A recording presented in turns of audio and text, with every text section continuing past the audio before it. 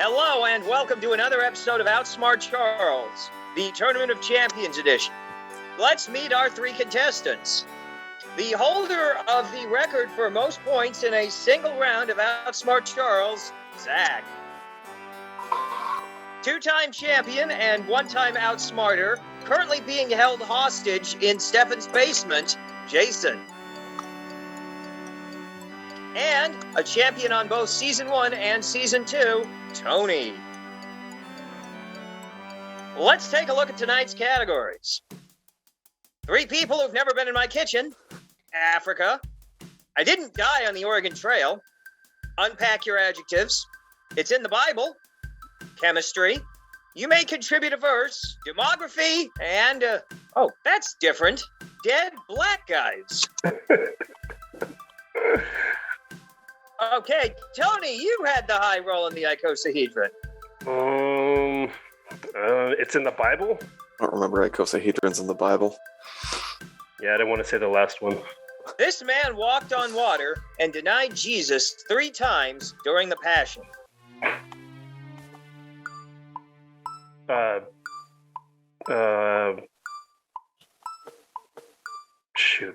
Paul? I'm sorry, that's incorrect. Zach? Peter. That's correct. The phrase, "to everything there is a season and a time for every purpose under heaven," is from this book of the Bible. Nope, don't know. Zach?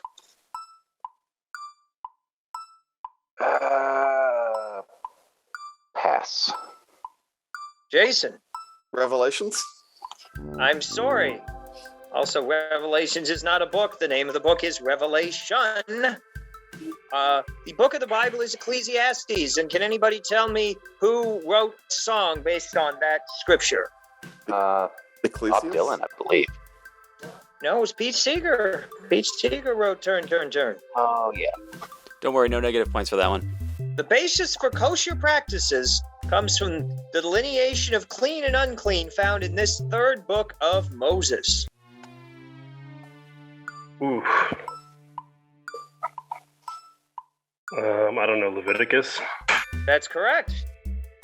Hell yeah. Zach, where do you want to go?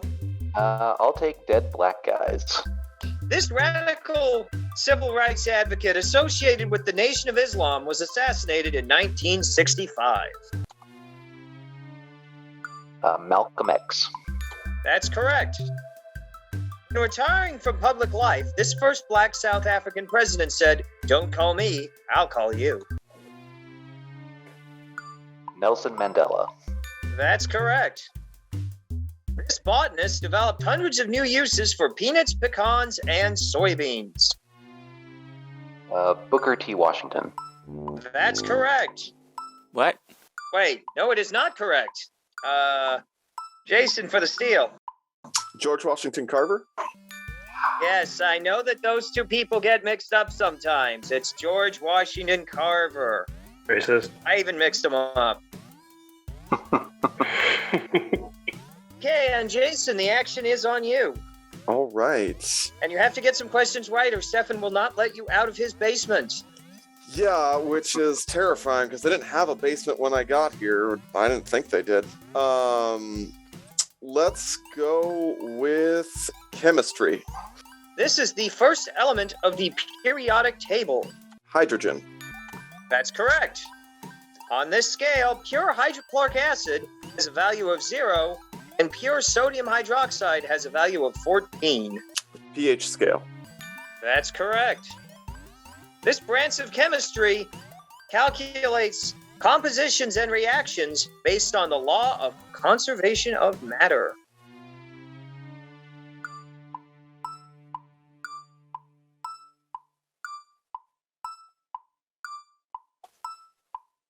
Combustion? I don't believe we can accept that. Tony. Pass. Zach. Pass. Okay, nobody could come up with stoichiometry. Remember when you had to do those tables the fence diagram and calculating and the simplifying? Anyone? What? See, it's on Tony. Where do you want to go next? You have 14. Zach has 19. Jason has 28. That George Washington Carver, Booker T. Washington question turned out to be pivotal. Let's go for the Oregon Trail one. I didn't die on the Oregon Trail. This female aviator didn't die on the Oregon Trail, but was lost during a 1937 round-the-world flight attempt. Amelia Earhart. That's correct. This group of settlers perished in 1847 in the Sierra Nevada along the California Trail. The Dahmer Party. That's correct. Good. As you'd expect in a category with this title, a question about dysentery. This English king who signed the Magna Carta was ultimately done in by dysentery. Gonna have to pass on that one. Zach? John the First. Yes, John of England. There thus far has only been one King John. Many King Henrys or King Edwards. Only one King John. And Zach, I believe you have the board. And the lead. All right, I'll take Africa.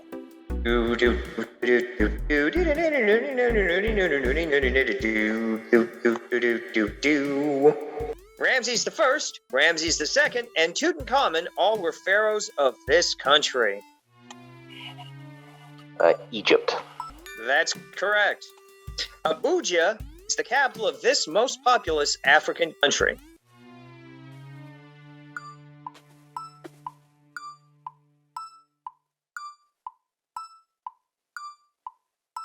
Pass. Jason. Nigeria? That's correct. After the Nile, this is the longest river in Africa. Oh. Pass. Jason. I think after denial, it's anger, sadness, No, this acceptance is at not- some point. You forgot bargaining. But no, this is a river. This is not stages of grief. Oh, I know better than to bargain with Charles. Tony. Yeah, it's a big pass on my end. Okay, nobody could come up with the Congo. Of course. No, I haven't seen that since it was in theaters. Didn't at one time they name all the boats on the Disney Jungle Cruise after rivers in Africa? Like there's the Orinoco, the Zambezi, and Jason, it's your board. Let's go with unpacking your adjectives. The adjective celestial pertains to the Godly, angelic, heavenly. we will. It took him till the third word, but we will accept the heavens or the skies. The adjective parochial means pertaining to this division.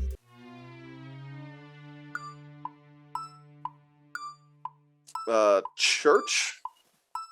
Be more specific. Private church schools. Not exactly what we were looking for. I'm gonna pass. Zach.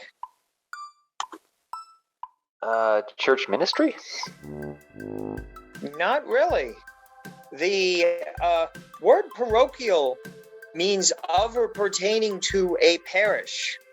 A parochial school is a school that serves students of a particular parish of a Catholic or Episcopal church. This is the English translation of the man to whom the adjective Carolingian refers.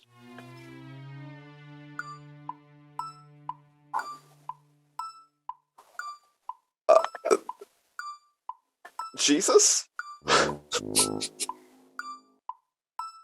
Say, was it Jesus? This is not that time.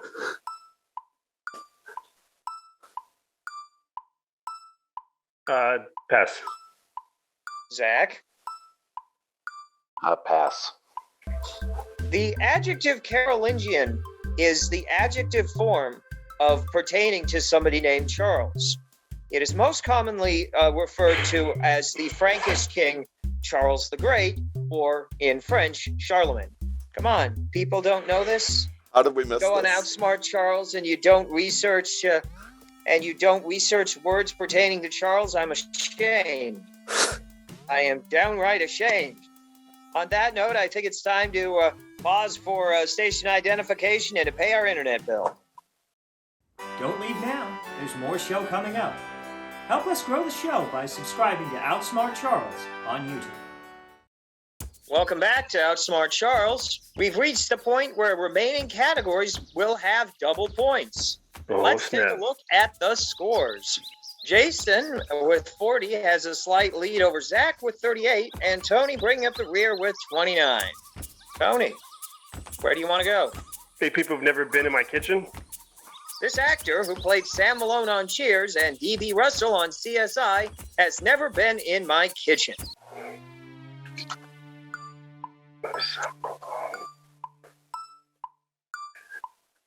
Pass. Ted Danson? Ted Danson. Mm. Okay, here's another one. I'm pretty sure this founder of the NAACP, who wrote The Souls of Black Folk, has never been in my kitchen. Pass. Jason?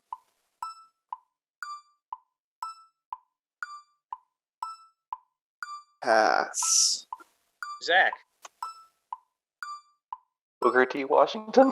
No, that it was a fairly logical guess, but actually no. This fellow actually quarreled with Booker T. Washington. W.E.B. Du Bois. Oh, of course. This Queen of Spain, who financed Columbus's expeditions, died about 400 years before the building of my kitchen.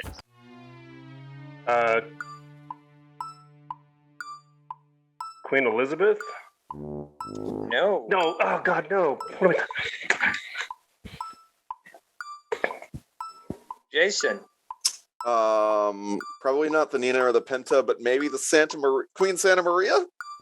No. Zach, you want to steal this one? Queen Isabella? Queen Isabella the First of Spain. Oh, it's like Elizabeth. Yeah, I know. It was in my head. It was Isabella, and then I said Elizabeth. Queen Isabella is about 100 years before Queen Elizabeth. Couldn't even name any of the boats after Queen Isabella. That would have made this a lot easier for us. Jason, you lost the lead to Zach on that question, and of course we know that if you don't win this, you're stuck in Stefan's basement for eternity. So do you want to go to demography, or you may contribute a verse? Oh, God. Let's do demography. Ethnicity, household income, and number of bathtubs are all statistics tracked by this agency's American Community Survey. What is the Census Bureau? That's correct, the United States Census Bureau. To the nearest billion, the population of the world in 1700. 1 billion. Incorrect. Zach? That's a pass. Really? Tony? 2 billion. 2 billion. I would have thought that the logical thing to have guessed would have been 2 after 1 was incorrect.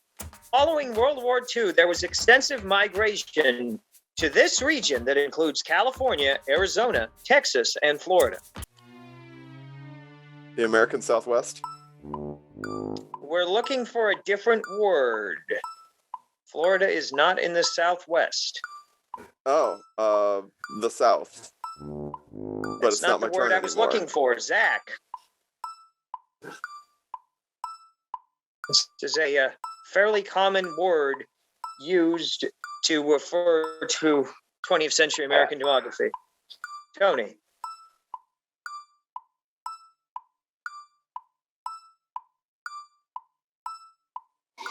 Pass. Hey, nobody could think of the Sun Belt region. And Zach, the last category is yours. You enter the last category with a 10-point lead. All you got to do is make sure nobody steals these, and you got this. The category is You May Contribute a Verse.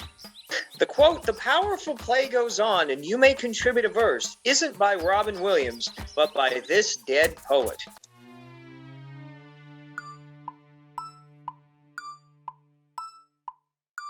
Pass. Tony. Pass. Jason.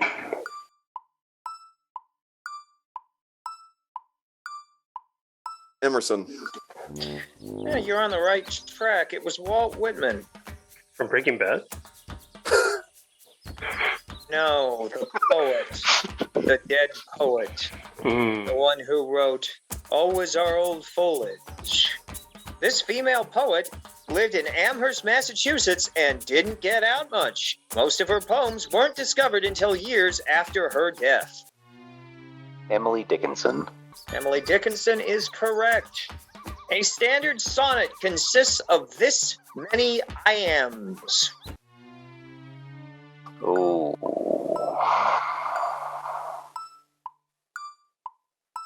Pass. Tony. 5.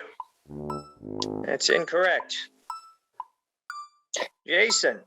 60? You're the closest, but I'm sorry. The answer is 70. Can anybody tell me how many lines are in a sonnet? At that point, I'm gonna guess 13? Come on, people, you should know this. You're smart enough to be in the Tournament of Champions. You should know how many lines are in the sonnet. Oh, no one reads Shakespeare's sonnets. When in disgrace with fortune and men's eyes, indeed. Jason, what's that from? Like I said, nobody reads Shakespeare's sonnets. Okay, so anyway, well, at the end of that category, Tony, you have 47. That puts you in last. Jason, 55. Not good enough to get out of the basement. And Zach will be advancing to face me in the final round with 87. All right. Outsmart Charles is made possible by viewers like you. Subscribe to our YouTube channel and share our link to help grow our channel. If you want to further support the show or have access to bonus content, subscribe to our Patreon at patreon.com/OutsmartCharles. Because I could not stop for death, he kindly stopped for me. Think you can outsmart me? I don't think so. But if you want to try, go to bit.ly/OutsmartCharles and fill out our contestant submission form. We're always looking for new challengers. Welcome back to Outsmart Charles. Zach Whitlow has beaten 2 former champions to advance to the final round.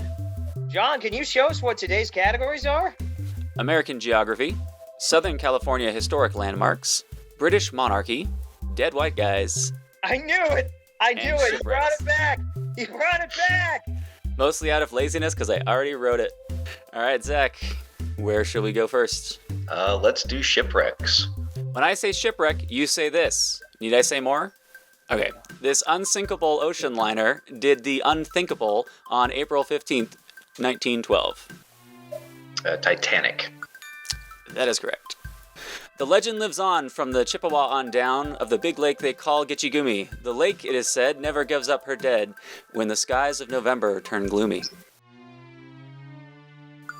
That'd be the Edmund Fitzgerald. I knew that that one was going to be on there. You know what? I'm in trouble. I basically it's know not 2 on? shipwrecks of the Titanic and the Edmund Fitzgerald. You know what it's not on is a 3-disc Essentials Gordon Lightfoot collection. It's got like 36 songs. Yeah, it's crazy. What? Like I came across this CD set that my dad had. It was a 3 CD set of Gordon Lightfoot songs and no record of the Edmund Fitzgerald. This British ocean liner sunk by a German U-boat on May 7th, 1915 was a major factor in the U.S. entering World War II. That would be the RMS Lusitania. That is correct. Might as well give him the hat now. Attempts to salvage this Danish cruise ship that struck a rock in 2000 have been unsuccessful due to looting and damage during the Solomon Islands Civil War.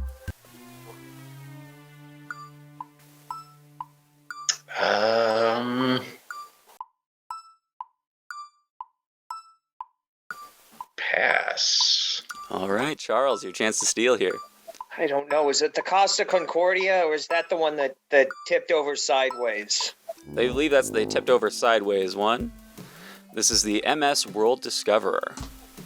Okay, yeah. The Hastings Adobe, located in Santa Barbara, California, was built in 1854 by Captain Horatio Gates Trussell from the wreckage of this ship. Oh.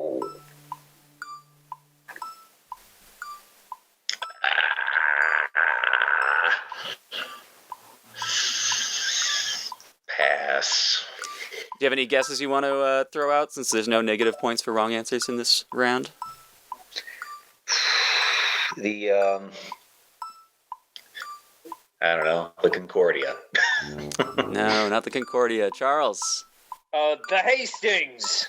No, not the Hastings. This was the SS Winfield Scott. Yeah. My guesses were the Hastings and that one that Richard Henry Dana was on. Those were my guesses. Charles? Let's go Southern California Historic Landmarks. Let's see what you're going to try and do to stump me. Now, this is a difficult one because when I was researching it, there was lists of Southern California historic landmarks, but they kept being in, like, Northern California. So, Yeah, the books that you would research it are right over there on our architecture wall. Yes, we have an architecture wall of books. It's a giant wall.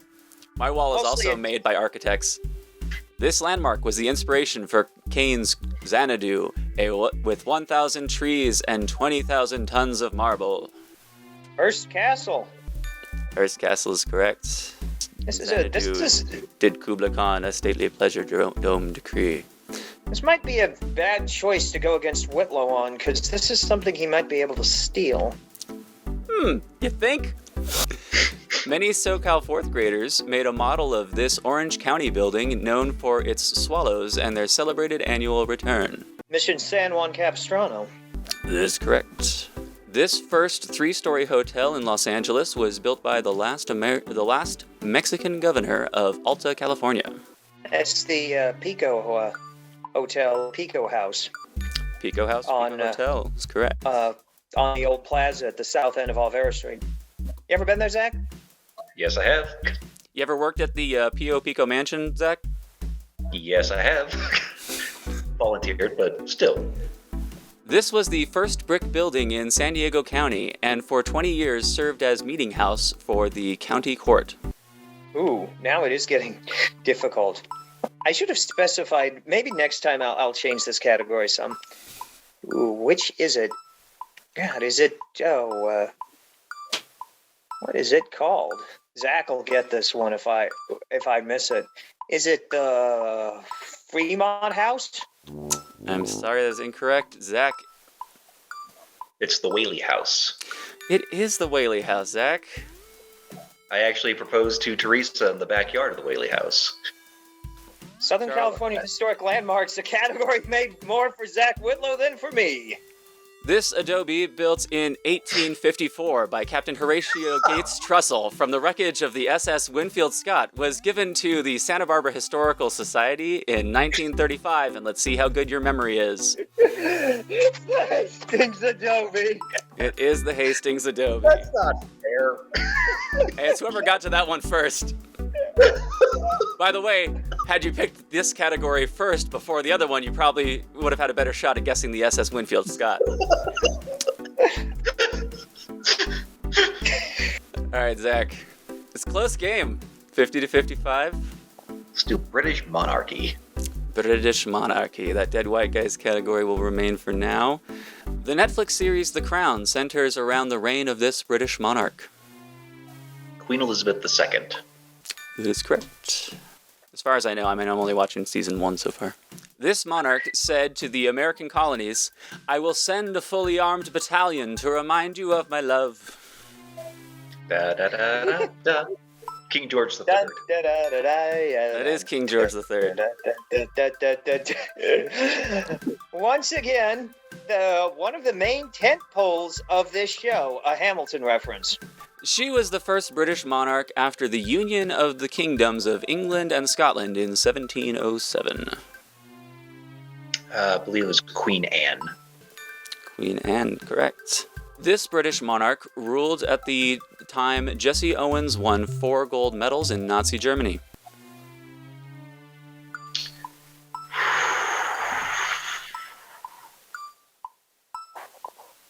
I believe it was King George the Sixth. Sorry, incorrect. Charles.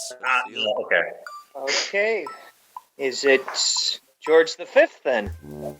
Sorry, incorrect. That Then was it's during- Edward VIII. Yes. He ruled for 1 year before abdicating, and this is when he was. Yep. Just had a little window in there. I mean, I remembered that 36 or 37 was the year that Time named Wallace Simpson Woman of the Year for, geschmorgeting Edward and therefore causing him to abdicate. I mean, and to be fair, 1936 had 3 kings, so Yes. I had to get very specific on it. I wrote the question backwards. I knew the answer I wanted was Edward VIII, and had to figure out, okay, what happened specifically during his rule? And unfortunately, one of the other things about Edward VIII, generally believed to be a Nazi sympathizer. Ooh, so he probably wouldn't have liked that Jesse Owens won that. You know what they had to ship him off to the Bahamas during World War II.